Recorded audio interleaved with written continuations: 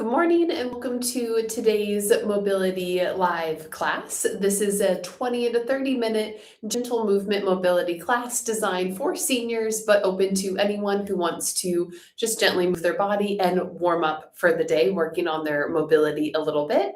All you need is your body weight and some space, a comfortable place to lay on the floor, maybe a wall or chair to hold on to. But we'll dive right in with our first mobility exercise. It's going to be a standing knee tuck. So just starting with my feet a few inches apart, I'm going to tuck one knee up towards my chest and lower it back down. If you need balance support, you can do this totally okay. Just meet your body wherever it is with that natural limit, not pushing past it. Just a gentle tug. We'll do one more on the other side. And rest. Very good. Our second mobility exercise is going to be lateral hip movement. So for this one, I'm standing with my feet about shoulder width apart, and I'm going to have my hands at my hips. Shift your hips over to one side without really bending your knees. If they bend a little naturally, that's okay. But just shifting the hips over, passing through the center, shift to the other side. I notice, and a lot of my older clients, the hips can be really locked, especially moving laterally. So this is a good one to practice letting the hips move, shifting from side to side. If you notice this is quite challenging, it's okay to let the knees bend a little if that helps, but try to limit bending the torso forward or backward. Just have that lateral movement from hip to hip. Really smooth, not fast. One more each direction. And rest. Good. And then our last one is going to be for shoulder mobility. We're going to start with our hands in this field goal position. First, we're going to do a squeeze, pulling the elbows back. Then go back to the start and then squeeze the elbows down and come back up. So 2 squeezes, first pulling back, return, then squeeze down, squeezing underneath your armpit and back up. Squeeze back, forward, down and up. Squeeze back and squeeze down. Really slow, deliberate movements, keeping that bend in my elbow as I tuck down, back up. One more time, squeeze the shoulder blades back, and elbows drive down. And rest. Very good. Okay, that's our first round. We'll go into a second round before we move on to another circuit. So repeating these all knee tucks. Again, if you need to be resting all the way against a wall for some support, feel free. But if not, just gently grab and tuck. You could even grab onto the back of your hamstring if that's more comfortable on your knee, but just take your time pulling up gently. Nice little tug on that knee. Gently shifting.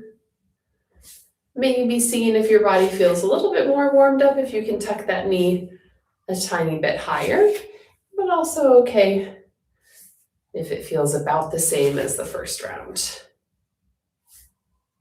We'll do one more for each side, tucking up, release, last one, and rest. Very good. Then finding that slightly wider stance for our lateral hip movement, hands on the hips, maybe even just gently bracing that core to help support you as you shift the hips side to side. Good. Might take a little bit more coordination than it feels like it should, especially if you get a little locked up in lateral movement. But just take your time, shifting one side, shifting the other. Try to notice If your hips are bending backwards or torso is bending forward, and try to keep everything really straight so that we're just working side to side.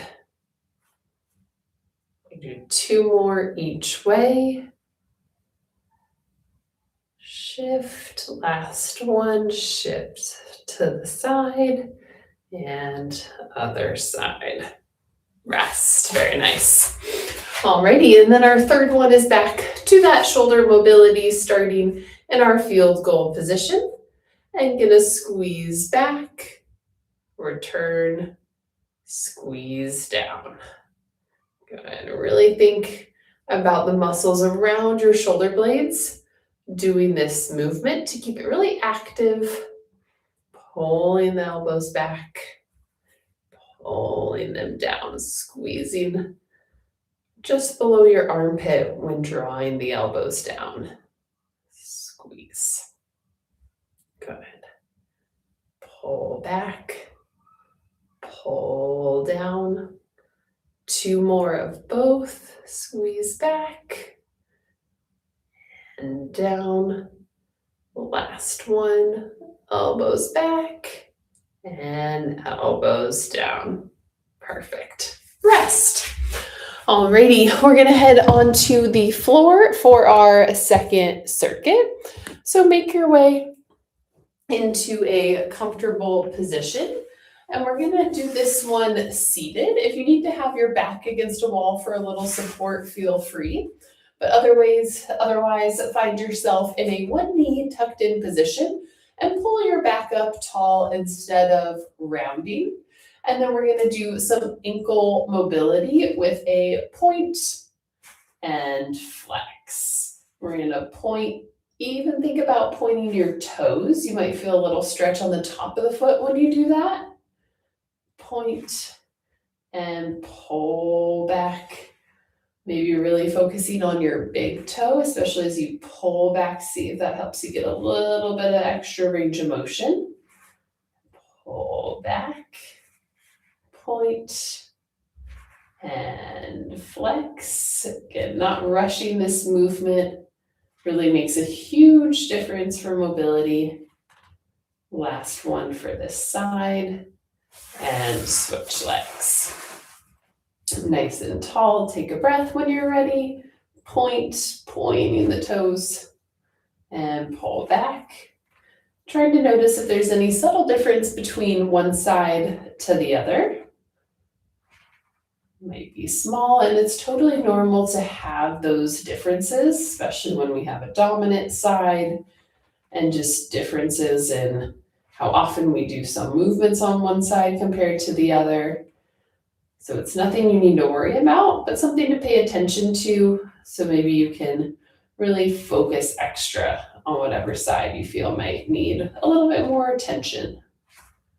Flex, last one, point, and flex. Very good. Alrighty, then from here, we're just gonna go onto your back with the knees bent, so a glute bridge type position. And then before you start, just gently push your spine into the ground to engage your core, and feet are going to be a couple inches apart. We're going to do a bridge to abduction. So when you're ready, you're going to lift your hips up. While they're up, move your knees outward a couple inches, back in a couple inches, and lower down. So it's up, controlled movement outward and inward with the knees, back down, up, knees move, back down, up, lateral movement of the knees, back down. Try to keep that little bit of tension in your core so that we're protecting the lower back. We've got 2 more. And 1 more, take your time, controlled pulse, and back down, very good. Alrighty, then for our last one, we'll find our way onto a hands and knees position. So feel free to roll up your yoga mat if you need a little extra cushion underneath the knees. but we'll have knees under hips, hands under shoulders. And then we're going to slightly round the back to engage the core. From this position, we're going to do single arm reaches. So just lift one arm up. Try to have it end up in line with your head, almost lifting it as high as you can while shifting nothing else. Raise one side, everything else stays still. You should feel like you have to brace a little bit in order to not let everything else move. Lift one side, everything else stays steady.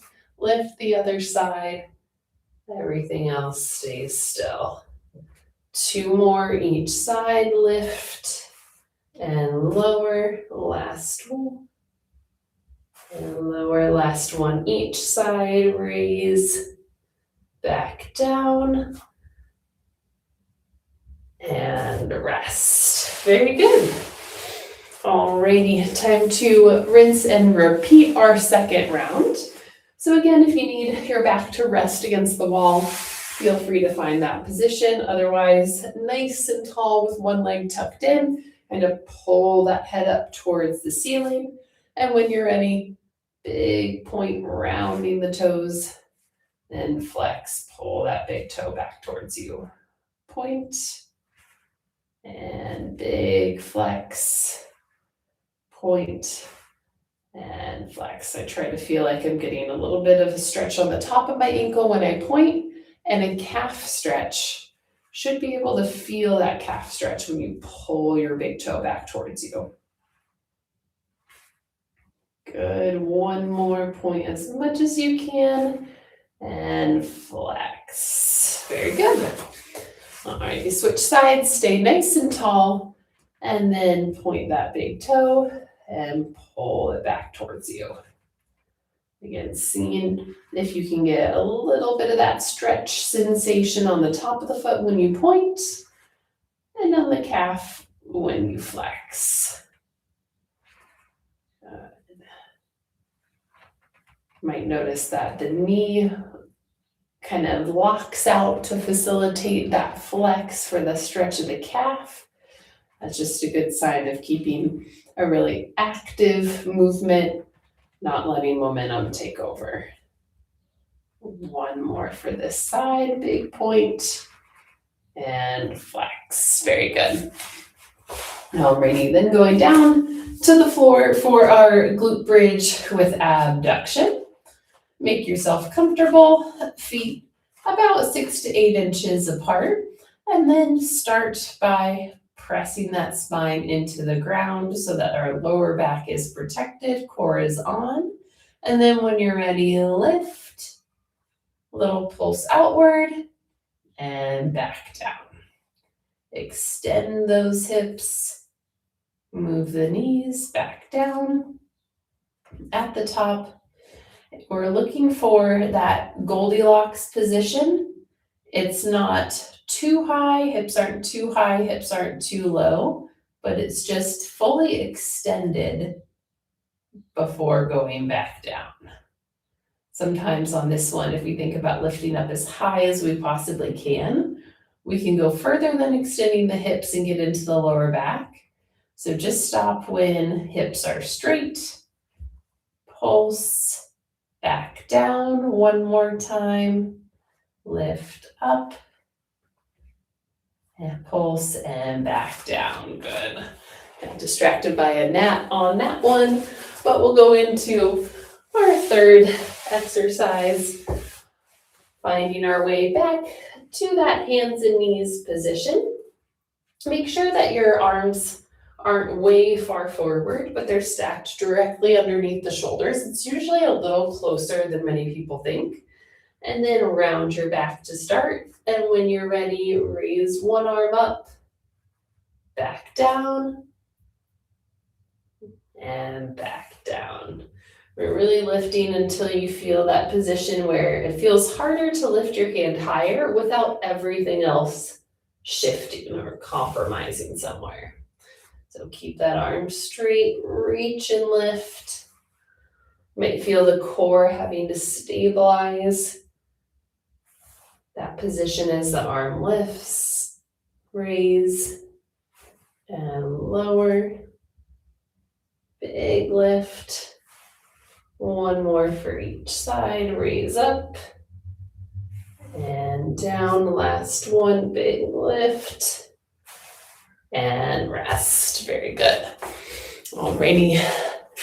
Then we'll go into our third circuit. So come right back up to standing. I'll give you a moment to get settled there, take a breath, and we'll go into our third and final circuit.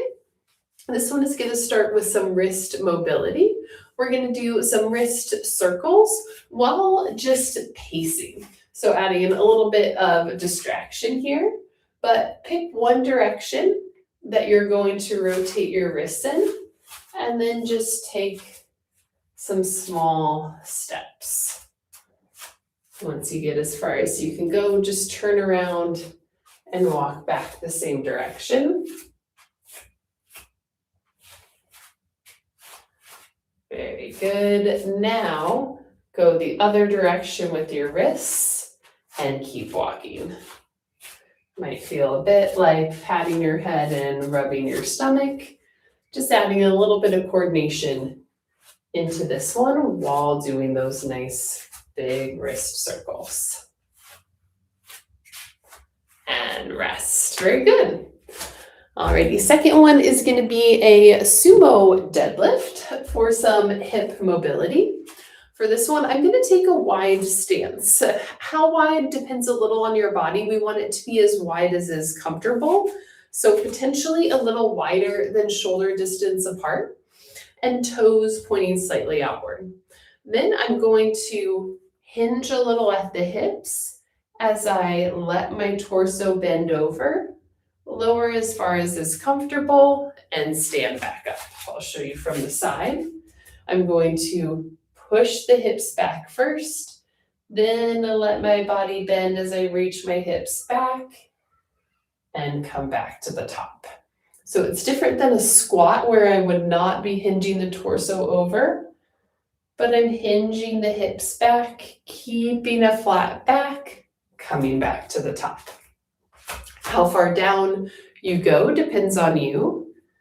I wouldn't try to have the hands touch the floor, but stop maybe 6 to 10 inches before your hands reach the floor, depending on how big of a stretch it feels, shifting those hips back. Good, one more time. Push the knees outward, hinge the hips back, torso bends over, and back to the top. Very good. All right, and our last one is going to be a little thoracic rotation. So for this one, just stand with your feet together or a couple inches apart. Start with your hands right out in front of you, and then pull one back as you twist. Look at your fingers and bring it back. Then other side, pull the elbow back, reach the hand, and reverse that movement back. Pull the elbow and bring it back, kind of like pulling back a bow and arrow, but then you let the hand pass all the way through and reverse it back to the start. Pull and reach, pull and reach. Taking your time, we've got one more on each side. Look back at that hand as you reach. And last one, pull back, reach, and rest. Very good. All right, we'll go through this circuit one more time and then we'll be done for the day. So heading back to our wrist circles while walking. You can also cut out the walking if it's plenty of mental stimulation to do the wrist circles. But just pick a direction, walk slowly. Nice big circles with the wrists. Keep going. Once I make it back over here, we will switch directions. So now reverse that circle. Just slow walking. Number one focus is on the wrists. And we'll make it back. Keep going, nice big slowish wrist movement. And rest, very good. Then back to our sumo deadlifts. So for these, again, that wide stance position, toes angled slightly out. And this stance is just as wide as is comfortable. If your wide stance looks like this, that's totally okay. Just meet your body where it's at.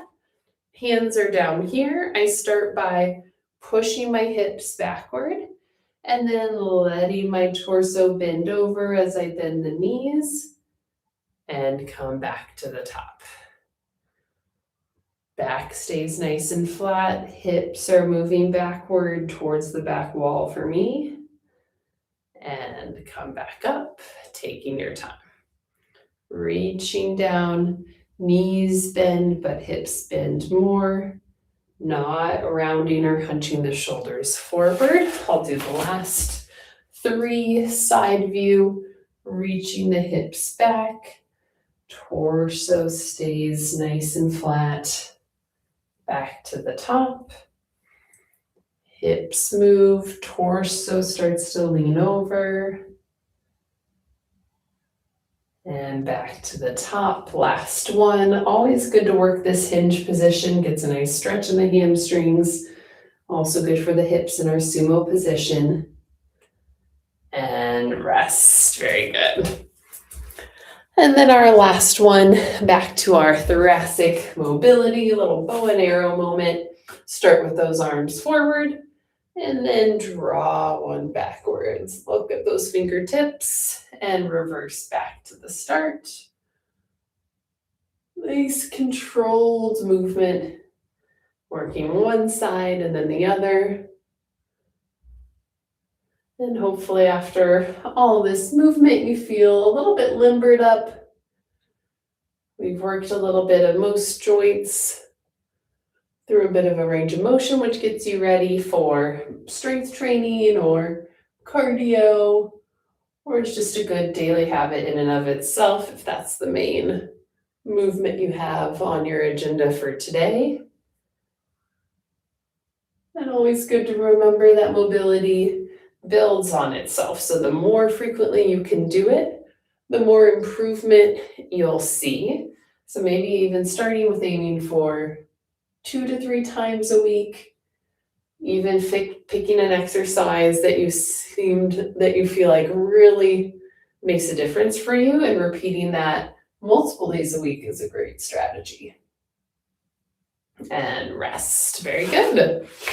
Alrighty, well, thank you for joining me this morning. I hope that your body feels nice and warmed up. If you want more from me, go over to Instagram at Hello Strength Seniors for more content and posts and ways to support these videos. And I will see you next week for more morning mobility.